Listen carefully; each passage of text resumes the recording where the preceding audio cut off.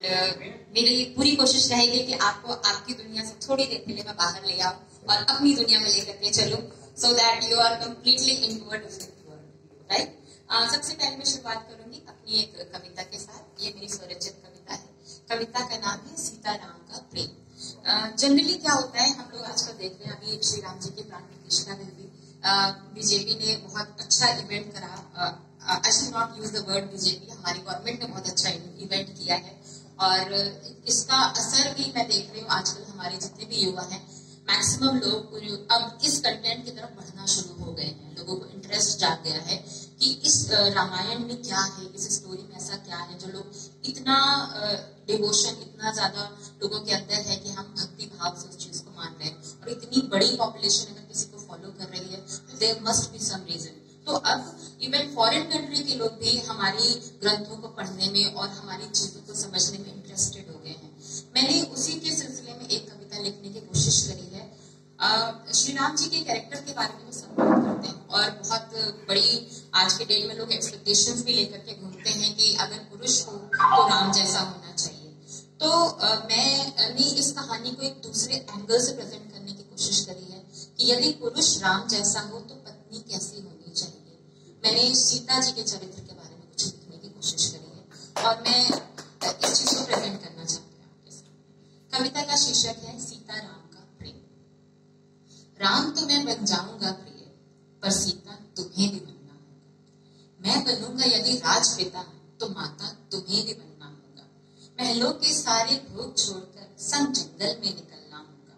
माँ पिता की आज्ञा पालन कर प्रेम की माला को बुनना होगा। कांटों पे चल मैं बनूं पुरुषोत्तम, नारीत्व तुम्हें भी बनना होगा। राम तो मैं बन जाऊंगा प्रिय, पर सीता तुम्हें भी बनना होगा। तेरी प्रीत पर नहीं है शक मुझे, जय की मर्यादा को समझना होगा। जंगल वासी के लिए प्रेम महल को टुकड़ा, परीक्षा की अग्नि में जलना होगा। याद है आप लोगों को, जब रावण ने सीता माता को हरण कर लिया था तो उनके सामने ऑप्शन क्या था? इतनी बड़े वो महल की रानी बन सकती थी, सोने की लंका की रानी बन सकती थी, और सामने कौन था?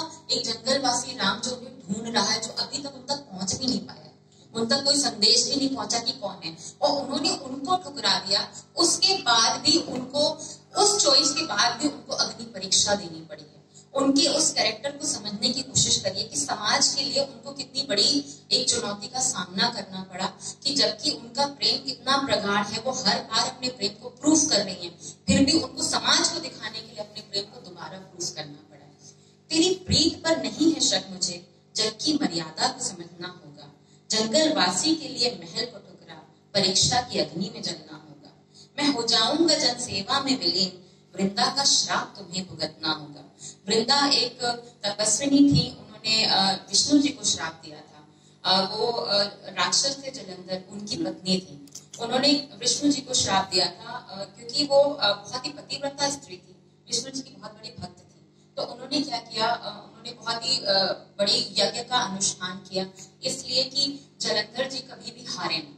वो क्या थे? वो राक्षस थे। तो अब हमारी सृष्टि को चलाने के लिए यदि राक्षस कभी हारेगा नहीं तो पूरी सृष्टि समाप्त हो जाएगी। तो इसलिए विष्णु जी ने उनके उस यज्ञ का खंडन कर दिया था। तो उस चक्कर में उन्होंने उनको श्राप दिया कि आप जो पतिव्रता धर्म पे मेरे ऊपर जो क्वेश्चन उठेगा, एक दिन आपकी पत्नी को भी वो भूलना पड़ेगा।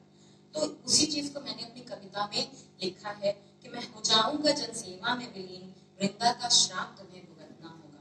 राम तो मैं बन जाऊंगा प्रिय, पर सीता तुम्हें भी बनना।